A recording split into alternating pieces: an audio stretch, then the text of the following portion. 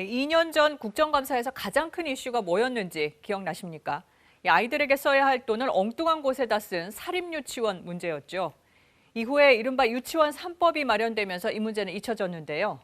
그런데 KBS 취재진이 확인해 보니 상당수 사립유치원들이 감사 결과에 따른 행정 조치를 제대로 따르지 않고 있었습니다.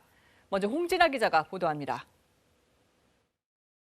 전국 시도교육청은 감사 결과 문제가 드러난 유치원들을 상대로 잘못된 부분을 고치라는 행정 처분을 내립니다. 그런데 이 처분 과연 잘 이행되고 있을까요? KBS는 권인숙 의원실에 의뢰해 전국 교육청이 파악한 지난 7년치 자료를 입수했습니다. 감사 결과로 드러난 문제점을 여전히 고치지 않고 있는 유치원은 모두 186곳으로 확인됐습니다. 잘못 쓴 돈을 아이 부모들에게 돌려주거나 국고에 반납하거나 해야 하는데 이행을 안 하고 있는 겁니다. 금액으로 따지면 모두 273억 원입니다.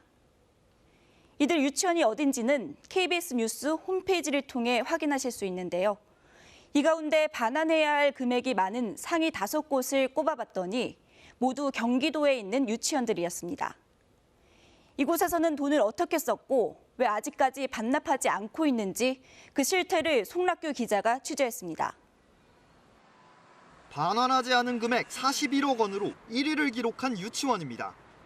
유치원비로 19세 이상 성인만 출입할 수 있는 성박물관의 입장권을 끊는가 하면 백화점에서 각종 고가품과 속옷까지 샀다가 교육청 감사에 적발됐습니다. 부당하게 쓴 돈을 학부모와 국가에 돌려주라는 행정처분이 내려졌지만 4년째 감감무소식입니다. 참다 못한 학부모들, 유치원 상대로 반환 소송을 제기했습니다. 사실 저는 돈을 받는다 이거보다도 우리를 이렇게 우습게 알고 여태까지 이 많은 해 동안 해먹었으니까 이젠 앞으로는 그거라도 못하게 해야겠다라는 그런 마음은 있었어요. 이 유치원 이사장이 소유한 또 다른 유치원. 미반환 금액이 9억 원으로 5위입니다. 이사장은 현재 감사를 무마하려고 교육청 관계자에게 금 기념패를 뇌물로 건넨 혐의로 재판을 받고 있습니다. KBS에서 나왔는데요. 하나 또 여쭤보려고 하는데 그 교육청에서 가 나왔잖아요. 근데 계속 이행하지 않는 이유에 대해서 이사장은 감사 결과가 부당해 취소 소송을 제기했다며 법원 판결이 확정되면 성실히 이행할 것이라고 밝혔습니다. 미반납 금액 4위를 기록한 또 다른 유치원.